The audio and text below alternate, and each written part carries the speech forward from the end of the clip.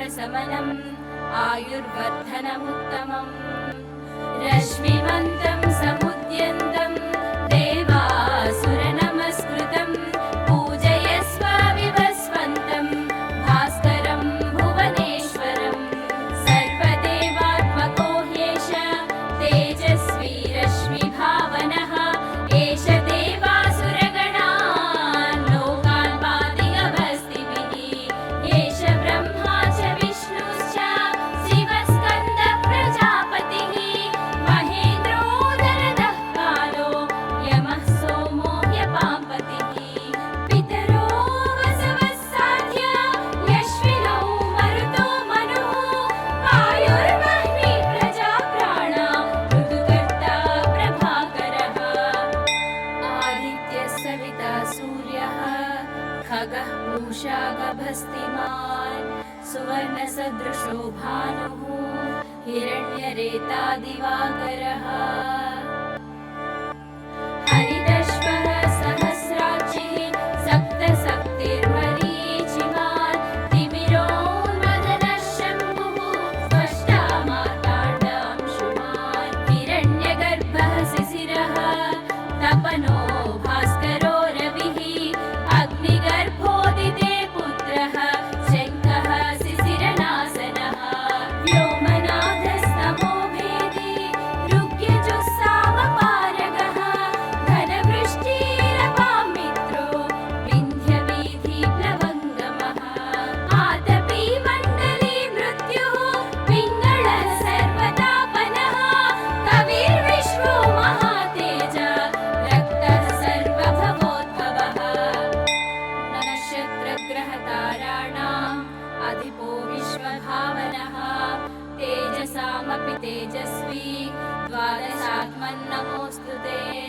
नमः पूर्वाय गिरये पश्चिमायाद्रये नमः ज्योतिर्गणानां पतये दिनाधिपतये नमः जयाय जयभद्राय हर्यश्वाय नमो नमः नमो नमः सहस्रांशो आदित्याय नमो नमः नमः उग्राय वीराय सारंगाय नमो नमः नमः पद्मप्रबोधाय मार्ताण्डाय नमो नमः ब्रह्मेशानाच्युतेशाय सूर्यायादित्यवच्चसे भास्वते सर्वभक्षाय रौद्राय वपुषे नमः तमोघ्नाय हिमघ्नाय शत्रुघ्नायामितात्मने कृतघ्नघ्नाय देवाय ज्योतिषां पतये नमः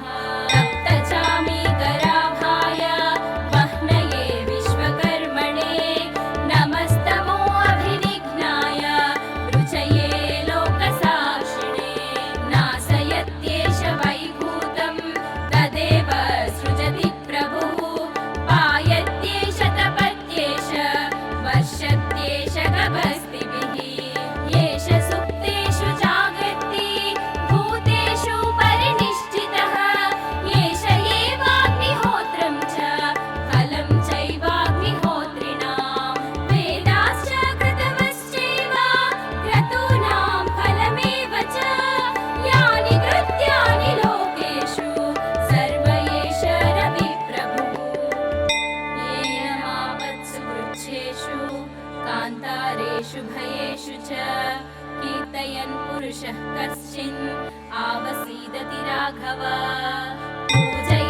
पूजयस्वैनमेकाग्रो देवदेवं जगत्पतिं एतत्त्रिगुणितं जप्त्वा युद्धेषु विजयिष्यसि अस्मिन् क्षणे महाबाहो रावणं त्वं वदिष्यसि एवमुक्त्वा तदागस्त्यो जगामाचार्यथागतम् एतत् श्रुत्वा महातेजा नष्टशोको भवत्तदा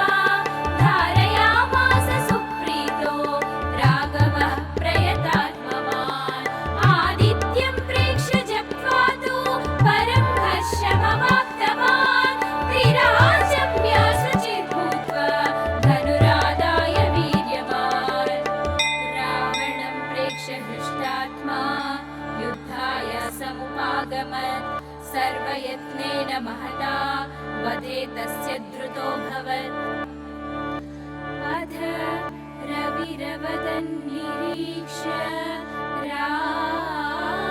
रामम् मुदितमनाः परमं प्रहृष्यमाणः निशिचरपति संशयं विदित्वा सुरगण मध्यगतो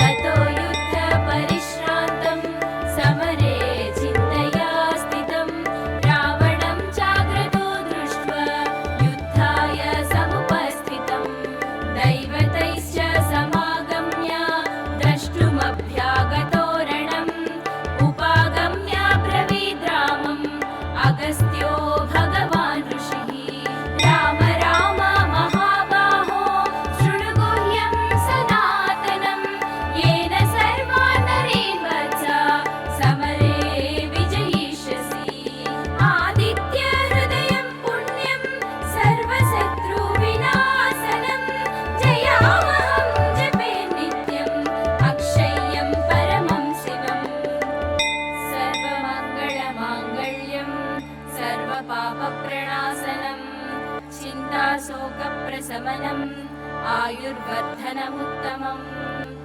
रश्मिमन्तं समुद्यन्तं देवासुरनमस्कृतं पूजयस्व विवस्वन्तं भास्करं भुवनेश्वरं सर्वदेवात्मको ह्येष तेजस्वी रश्मिभावनः एष देवासुरगणान् लोकान् पातिगभस्तिभिः एष ब्रह्मा च विष्णुश्च शिवस्कन्दः प्रजापतिः महेन्द्रोदरदः कालो यमः सोमो ह्यपाम्पतिः पितरो वसवः साध्य यश्विनौ मरुतो मनुः वायुर्वह्निः प्रजाप्राणा ऋतुकर्ता प्रभाकरः आदित्यः सविता सूर्यः खगः पूषा गभस्तिमान् सुवर्णसदृशो भानुः हिरण्यरेता दिवाकरः हरिदश्वः सहस्राक्षिः सप्तशक्तिर्मरीचिमान् तिमिरोन्मदनः शम्भुः स्पष्टा मार्ताण्डांशुमान् हिरण्यगर्भः शिशिरः तपनो भास्करो रविः अग्निगर्भोदिते पुत्रः शङ्खः शिशिरनाशनः व्योमनाथस्तमो भेदी ऋग्यजुस्सामपारगः घनवृष्टिरपां मित्रो विन्ध्यवीथिप्लवङ्गमः आतपी मण्डली मृत्युः पिङ्गळः सर्वतापनः कविर्विश्वो महातेज रक्तः सर्वभवोद्भवः नक्षत्रग्रहताराणाम् अधिपो विश्वभावनः तेजसामपि तेजस्वी द्वादशात्मन्नमोऽस्तु ते नमः पूर्वाय गिरये पश्चिमायाद्रये नमः ज्योतिर्गणानां पतये दिनाधिपतये नमः जयाय जयभद्राय हर्यश्वाय नमो नमः नमो नमः सहस्रांशो आदित्याय नमो नमः नमः उग्राय वीराय सारंगाय नमो नमः नमः पद्मप्रबोधाय मार्ताण्डाय नमो नमः ब्रह्मेशानाच्युतेशाय सूर्यायादित्यवच्चसे भास्वते सर्वभक्षाय रौद्राय वपुषे नमः तमोघ्नाय हिमघ्नाय शत्रुघ्नायामितात्मने कृतघ्नघ्नाय देवाय ज्योतिषां पतये नमः तप्तचामीकराभाय वह्नये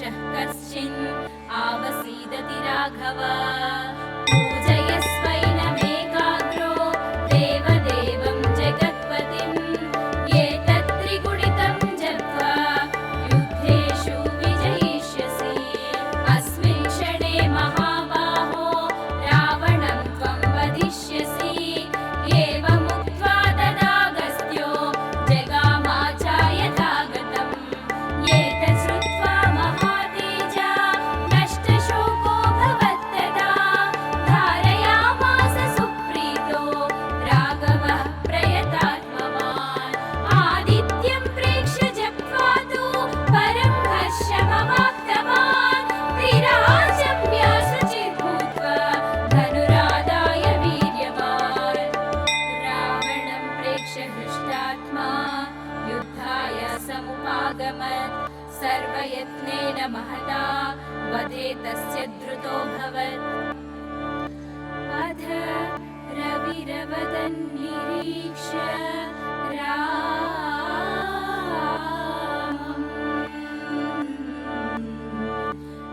मुदितमनाः परमं प्रहृष्यमाणः निशिचरपति संशयं विदित्वा सुरगण मध्यगतो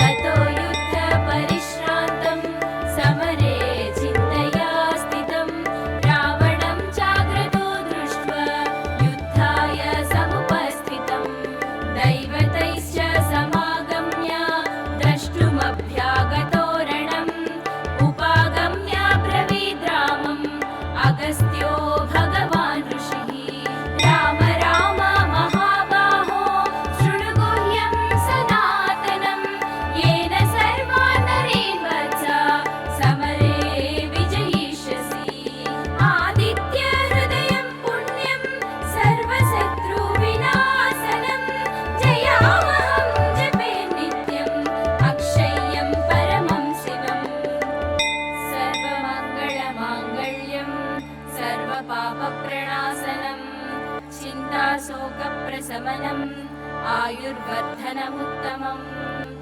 रश्मिमन्तं समुद्यन्तं देवासुरनमस्कृतं पूजयस्व विवस्वन्तं भास्करं भुवनेश्वरं सर्वदेवात्मको ह्येष तेजस्वी रश्मिभावनः एष देवासुरगणान् लोकान् पाति गभस्तिभिः एष ब्रह्मा च विष्णुश्च शिवस्कन्दः प्रजापतिः महेन्द्रोदरदः कालो यमः सोमो ह्यपाम्पतिः पितरो वसवः साध्य यश्विनौ मरुतो मनुः वायुर्वह्निः प्रजाप्राणा ऋतुकर्ता प्रभाकरः आदित्यः सविता सूर्यः खगः पूषा गभस्तिमान् सुवर्णसदृशो भानुः हिरण्यरेता दिवाकरः हरिदश्वः सहस्राक्षिः सप्तशक्तिर्मरीचिमान् तिमिरोन्मदनः शम्भुः स्पष्टा मार्ताण्डांशुमान् हिरण्यगर्भः शिशिरः तपनो भास्करो रविः अग्निगर्भोदिते पुत्रः शङ्खः शिशिरनाशनः व्योमनाथस्तमो भेदी ऋग्यजुस्सामपारगः घनवृष्टिरपां मित्रो विन्ध्यवीथिप्लवङ्गमः आतपी मण्डली मृत्युः पिङ्गळः सर्वतापनः कविर्विश्वो महातेज रक्तः सर्वभवोद्भवः नक्षत्रग्रहताराणाम् अधिपो विश्वभावनः तेजसामपि तेजस्वी द्वादशात्मन्नमोऽस्तु ते नमः पूर्वाय गिरये पश्चिमायाद्रये नमः ज्योतिर्ग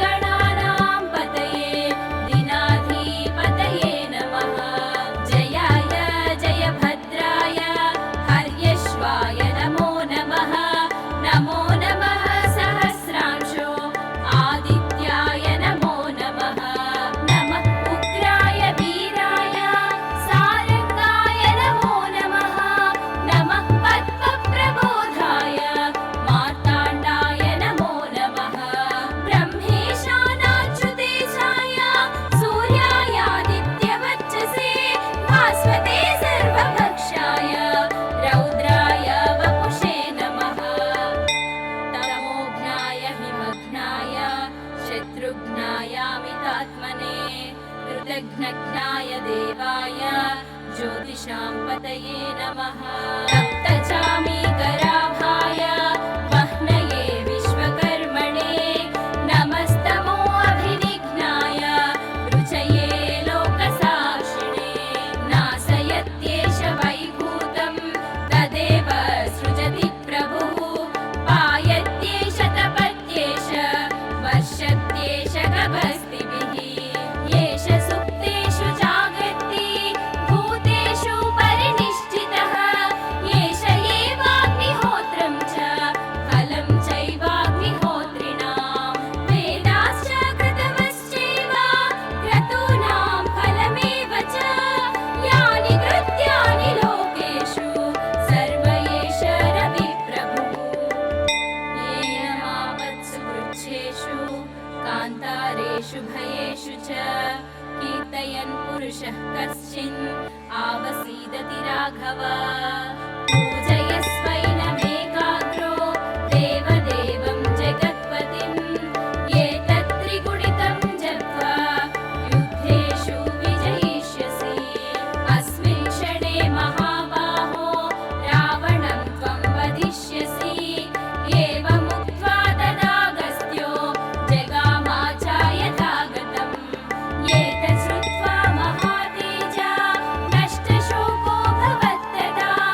धारयामास सुप्रीतो राघवः प्रयतात्मवान्।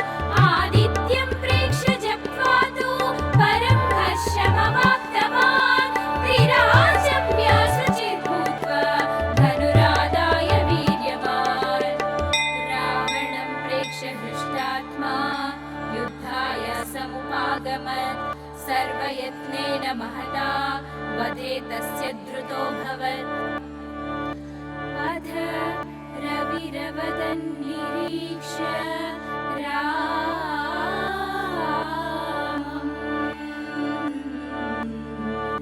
मुदितमनाः परमं प्रहृष्यमाणः।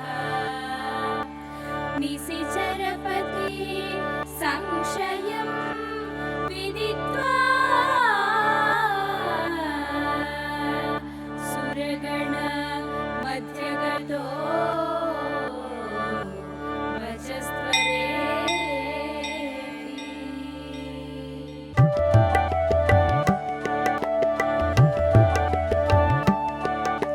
ततो युद्धपरिश्रान्तं समरे चिन्तया स्थितं। रावणं चाग्रतो दृष्ट्वा युद्धाय समुपस्थितं। दैवतैश्च समागम्य द्रष्टुमभ्यागतो रणम्। उपागम्य ब्रवीद् रामम् अगस्त्यो भगवान् ऋषिः। राम राम महाबाहो शृणु गुह्यं सनातनम्। येन सर्वान् नरेन् वत्स समरे विजयिष्यसि। आदित्यहृदयं पुण्यं सर्वशत्रुविनाशनम्। जयावहं जपे नित्यम् अक्षय्यं परमं शिवम्। सर्वमङ्गलमाङ्गल्यं सर्वपापप्रणाशनम्। चिन्ताशोकप्रशमनम् आयुर्वर्धनमुत्तमम्। रश्मिमन्तं समुद्यन्तं देवासुरनमस्कृतं। पूजयस्व विवस्वन्तं भास्करं भुवनेश्वरम्। सर्वदेवात्मको ह्येष तेजस्वी रश्मिभावनः। एष देवासुरगणान् लोकान् पाति गभस्तिभिः। एष ब्रह्मा च विष्णुश्च शिवस्कन्दः प्रजापतिः। महेन्द्रोदरदः कालो यमः सोमो ह्यपाम्पतिः।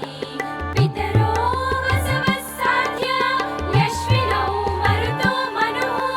वायुर्वह्निः प्रजाप्राणा ऋतुकर्ता प्रभाकरः। आदित्यः सविता सूर्यः खगः पूषा गभस्तिमान्।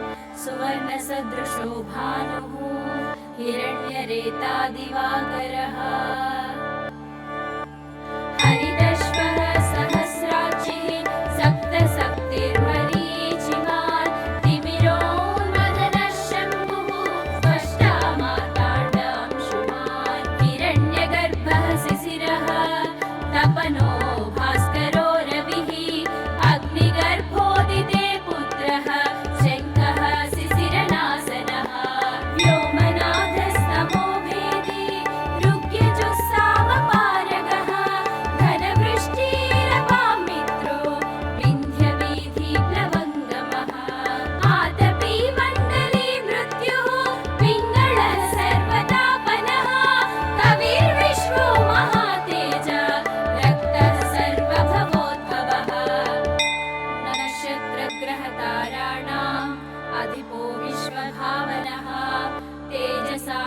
तेजस्वी द्वादशात्मन्नमोऽस्तु ते। नमः पूर्वाय गिरये पश्चिमायाद्रये नमः ज्योतिर्गणानां पतये दिनाधिपतये नमः। जयाय जयभद्राय हर्यश्वाय नमो नमः। नमो नमः सहस्रांशो आदित्याय नमो नमः। नमः उग्राय वीराय सारंगाय नमो नमः। नमः पद्मप्रबोधाय मार्ताण्डाय नमो नमः। ब्रह्मेशानाच्युतेशाय सूर्यायादित्यवच्चसे भास्वते सर्वभक्षाय रौद्राय वपुषे नमः। तमोघ्नाय हिमघ्नाय शत्रुघ्नायामितात्मने कृतघ्नघ्नाय देवाय ज्योतिषां पतये नमः। तप्तचामीकराभाय वह्नये विश्वकर्मणे नमस्तमो अभिनिघ्नाय रुचये लोकसाक्षिणे। नाशयत्येष वैभूतं तदेव सृजति प्रभुः पायत्येष तपत्येष वर्षत्येष गभस्तिभिः। येष सुप्तेषु जागर्ति भूतेषु परिनिष्ठितः येष एवाग्निहोत्रं च फलं चैवाग्निहोत्रिणां। वेदाश्च कृतवश्चैव क्रतूनां फलमेव च यानि कृत्यानि लोकेषु सर्व एष रविप्रभुः। येन मावत्सु वृक्षेषु कान्तारेषु भयेषु च कीर्तयन् पुरुषः कश्चिन् आवसीदति राघव। पूजयस्वैनमेकाग्रो देवदेवं जगत्पतिं एतत्त्रिगुणितं जप्त्वा युद्धेषु विजयिष्यसि। अस्मिन् क्षणे महाबाहो रावणं त्वं वदिष्यसि।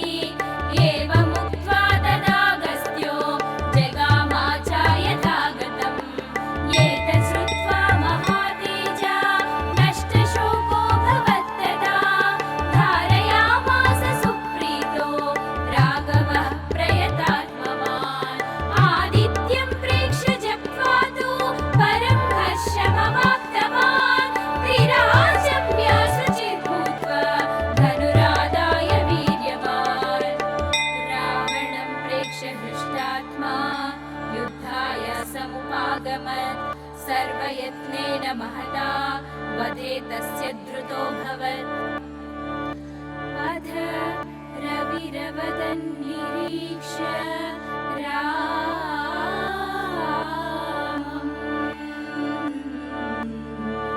मुदितमनाः परमं प्रहृष्यमाणः। निशिचरपति संशयं विदित्वा सुरगण मध्यगतो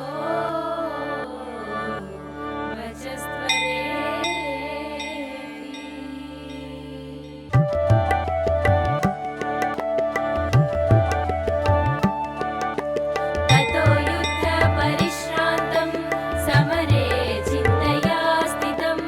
रावणं चाग्रतो दृष्ट्वा युद्धाय समुपस्थितं। दैवतैश्च समागम्य द्रष्टुमभ्यागतो रणम्। उपागम्य ब्रवीद् रामम् अगस्त्यो भगवान् ऋषिः। राम राम महाबाहो शृणु गुह्यं सनातनं।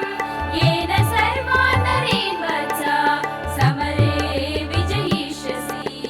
आदित्यहृदयं पुण्यं सर्वशत्रुविनाशनं। जयामहं जपे नित्यम् अक्षय्यं परमं शिवम्। सर्वमङ्गलमाङ्गल्यं सर्वपापप्रणाशनं।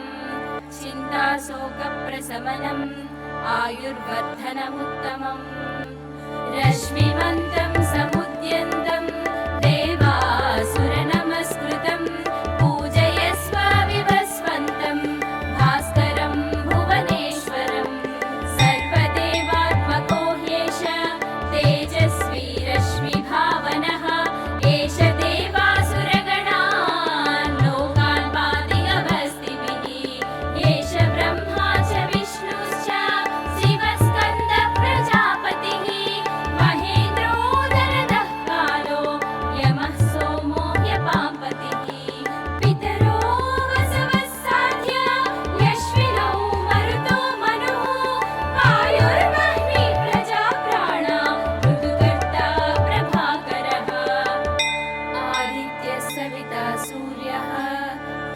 पूषा गभस्तिमान् सुवर्णसदृशो भानुः हिरण्यरेतादिवाकरः हरिदश्वः सहस्राक्षिः सप्तशक्तिर्मरीचिमान् तिमिरोन्मदनः शम्भुः स्पष्टा मार्ताण्डांशुमान् हिरण्यगर्भः शिशिरः तपनो भास्करो रविः अग्निगर्भोदिते पुत्रः शङ्खः शिशिरनासनः व्योमनाथस्तमो भेदी ऋग्यजुस्सामपारगः घनवृष्टिरपां मित्रो विन्ध्यवीथिप्लवङ्गमः आतपी मण्डली मृत्युः पिङ्गळः सर्वतापनः कविर्विश्वो महातेज रक्तः सर्वभवोद्भवः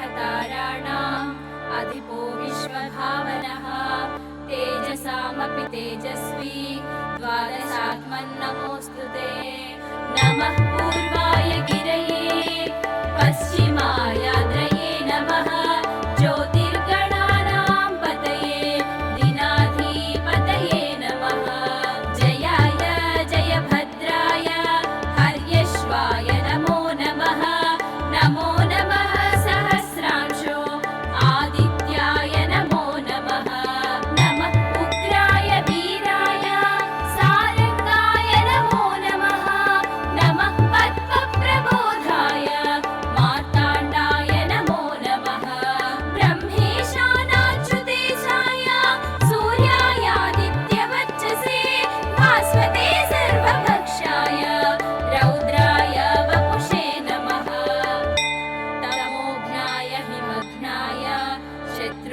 शत्रुघ्नायामितात्मने कृतघ्नघ्नाय देवाय ज्योतिषां पतये नमः सप्तचामीकराभाय वह्नये विश्वकर्मणे नमस्तमो अभिनिघ्नाय रुचये लोकसाक्षिणे नाशयत्येष वैभूतं तदेव सृजति प्रभुः पायत्येष तपत्येष वर्षत्येष गभस्तिभिः येष सुप्तेषु जागर्ति भूतेषु परिनिष्ठितः येष एवाग्निहोत्रं च फलं चैवाग्निहोत्रिणां वेदाश्च कृतवश्चैव क्रतूनां फलमेव च यानि कृत्यानि लोकेषु सर्व एष रविप्रभुः येन मापत्सु वृक्षेषु कान्तारेषु भयेषु च कीर्तयन् पुरुषः कश्चिन् आवसीदति राघव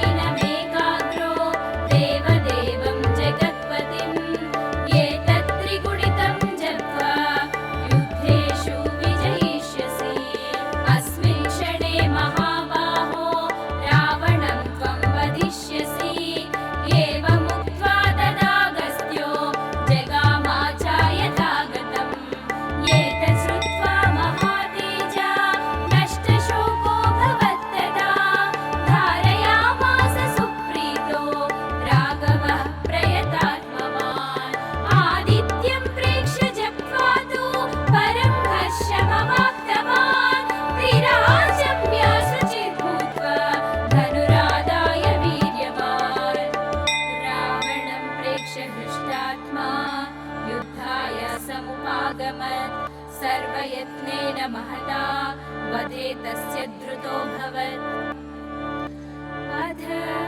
रविरवदन् निरीक्ष्य रामम् मुदितमनाः परमं प्रहृष्यमाणः निशिचरपति संशयं विदित्वा सुरगण मध्यगतो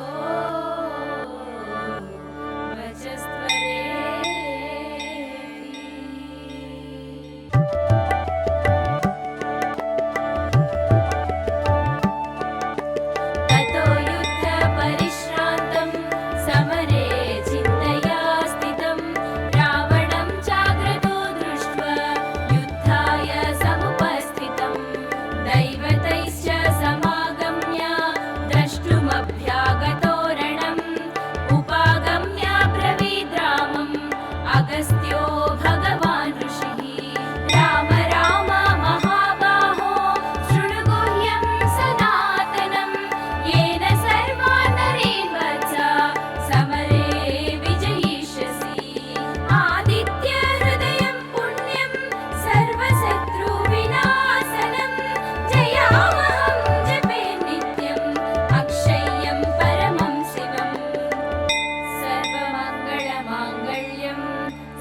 सर्वपापप्रणाशनम् चिन्ताशोकप्रशमनम् आयुर्वर्धनमुत्तमम् रश्मिमन्तं समुद्यन्तं देवासुरनमस्कृतं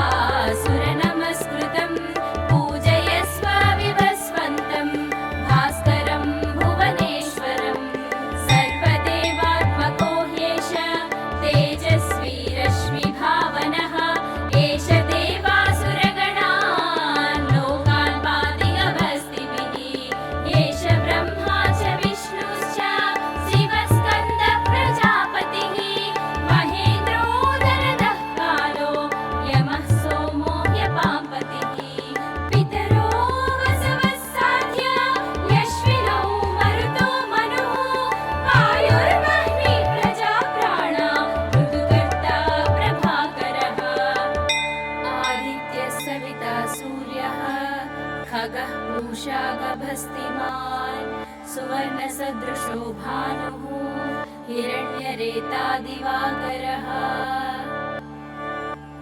हरिदश्वः सहस्राक्षिः सप्तशक्तिर्मरीचिमान् तिमिरोन्मदनः शम्भुः स्पष्टा मार्ताण्डांशुमान् हिरण्यगर्भः शिशिरः तपनो भास्करो रविः अग्निगर्भोदिते पुत्रः शङ्खः शिशिरनाशनः व्योमनाथस्तमो भेदी ऋग्यजुः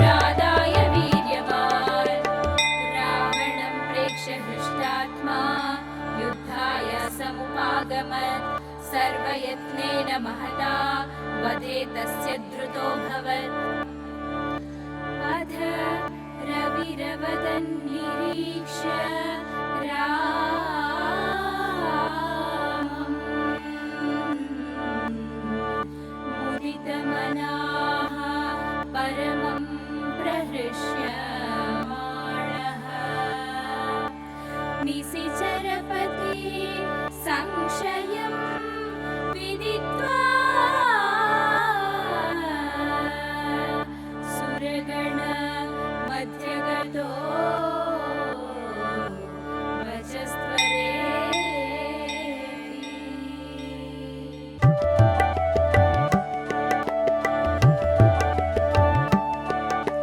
ततो युद्धपरिश्रान्तं समरे चिन्तया स्थितं रावणं चाग्रतो दृष्ट्वा युद्धाय समुपस्थितं दैवतैश्च समागम्य द्रष्टुमभ्यागतो रणम् उपागम्य ब्रवीद्रामम् अगस्त्यो भगवान् ऋषिः राम राम महाबाहो शृणु गुह्यं सनातनं येन सर्वान् नरीन् वत्स समरे विजयिष्यसि आदित्य हृदयं पुण्यं सर्वशत्रुविनाशनं जयामहं जपे नित्यम् अक्षय्यं परमं शिवम् सर्वमङ्गलमाङ्गल्यं सर्वपापप्रणाशनं चिन्ताशोकप्रशमनम् आयुर्वर्धनमुत्तमम्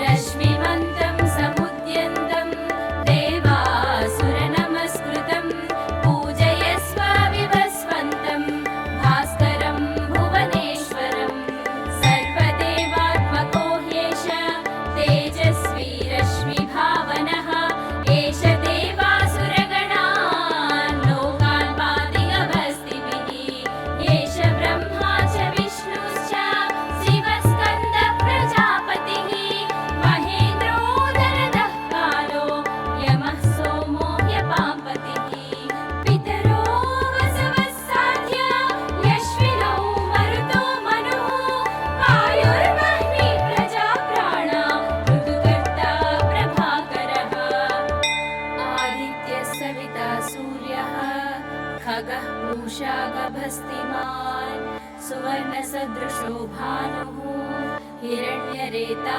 दिवाकरः हरिदश्वः सहस्राक्षिः सप्तशक्तिर्मरीचिमान् तिमिरोन्मदनः शम्भुः स्पष्टा मार्ताण्डांशुमान् हिरण्यगर्भः शिशिरः तपनो भास्करो रविः अग्निगर्भोदिते पुत्रः शङ्खः शिशिरनाशनः व्योमनाथस्तमो भेदी ऋग्यजुस्सामपारगः घनवृष्टिरपां मित्रो विन्ध्यवीथिप्लवङ्गमः आतपी मण्डली मृत्युः पिङ्गळः सर्वतापनः कविर्विश्वो महातेज रक्तः सर्वभवोद्भवः नक्षत्रग्रहताराणाम् अधिपो विश्वभावनः तेजसामपि तेजस्वी द्वादशात्मन्नमोऽस्तु ते नमः पूर्वाय गिरये पश्चिमायाद्रये नमः ज्योतिर्गणानां पतये दिनाधिपतये नमः जयाय जयभद्राय हर्यश्वाय नमो नमः नमो नमः सहस्रांशो आदित्याय नमो नमः नमः उग्राय वीराय सारंगाय नमो नमः नमः पद्मप्रबोधाय मार्ताण्डाय नमो नमः ब्रह्मेशानाच्युतेशाय सूर्यायादित्यवच्चसे भास्वते सर्वभक्षाय रौद्राय वपुषे नमः तमोघ्नाय हिमघ्नाय शत्रुघ्नायामितात्मने कृतघ्नघ्नाय देवाय ज्योतिषां पतये नमः रक्तचामीकराभाय वह्नये विश्वकर्मणे नमस्तमो अभिनिघ्नाय रुचये लोकसाक्षिणे नाशयत्येष वैभूतं तदेव सृजति प्रभुः पायत्येष तपत्येष वर्षत्येष गभस्तिभिः येष सुप्तेषु जागर्ति भूतेषु परिनिष्ठितः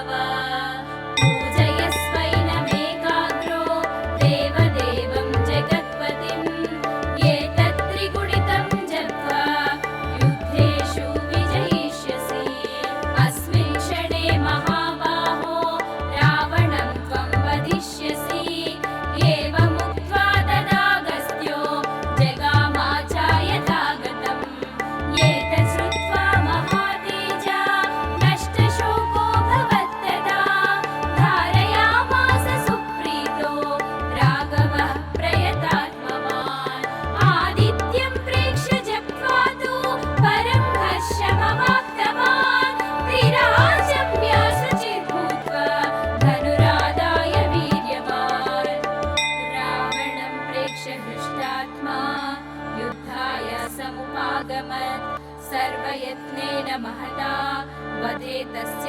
द्रुतोऽभवत् अथ रविरवदन् निरीक्ष्य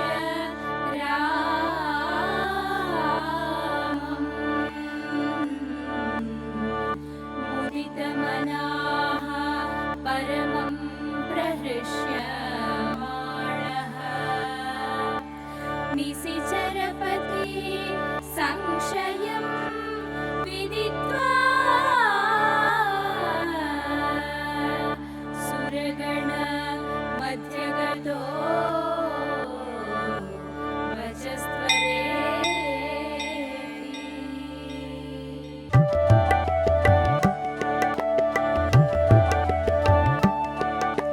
ततो युद्धपरिश्रान्तं समरे चिन्तया स्थितं रावणं चाग्रतो दृष्ट्वा युद्धाय समुपस्थितं दैवतैश्च समागम्य द्रष्टुमभ्यागतो रणम् उपागम्य ब्रवीद् रामम् अगस्त्यो भगवान् ऋषिः राम राम महाबाहो शृणु गुह्यं सनातनं येन सर्वान् नरीन् वत्स समरे विजयिष्यसि आदित्य हृदयं पुण्यं सर्वशत्रुविनाशनं जयामहं जपे नित्यम् अक्षय्यं परमं शिवम् सर्वमङ्गलमाङ्गल्यं सर्वपापप्रणाशनं चिन्ताशोकप्रशमनम् आयुर्वर्धनमुत्तमम्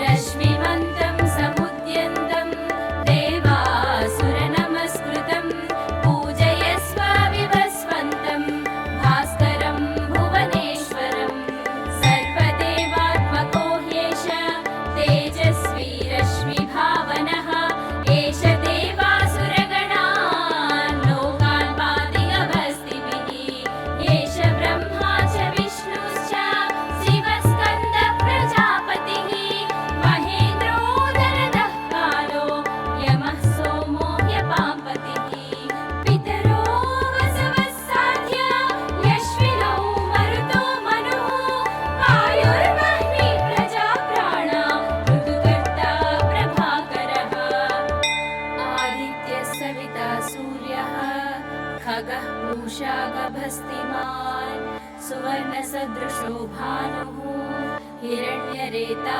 दिवाकरः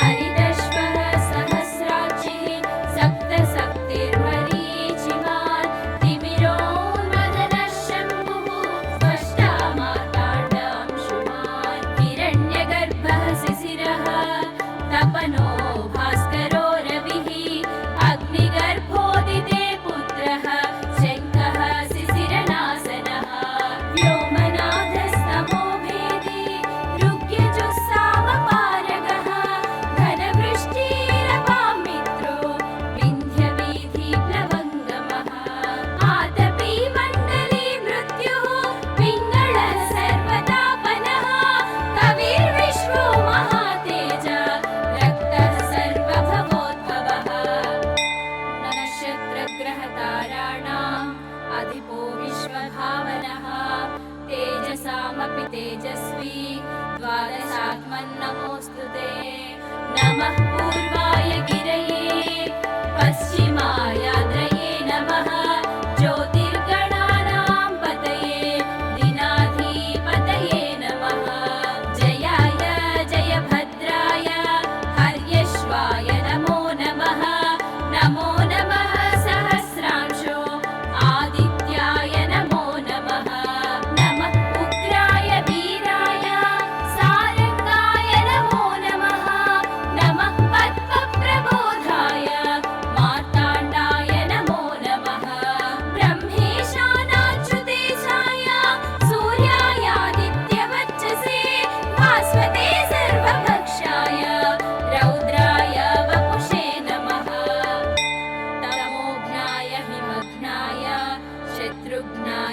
प्रयतात्मने कृतघ्नघ्नाय देवाय ज्योतिषां पतये नमः सप्तचामीकराभाय वह्नये विश्वकर्मणे नमस्तमो अभिनिघ्नाय रुचये लोकसाक्षिणे नाशयत्येष वैभूतं तदेव सृजति प्रभुः पायत्येष तपत्येष वर्षत्येष गभस्तिभिः येष सुप्तेषु जागर्ति भूतेषु परिनिष्ठितः येष एवाग्निहोत्रं च फलं चैवाग्निहोत्रिणां वेदाश्च कृतवश्चैव क्रतूनां फलमेव च यानि कृत्यानि लोकेषु सर्व एष रविप्रभुः येन मावत्सु वृक्षेषु कान्तारेषु भयेषु च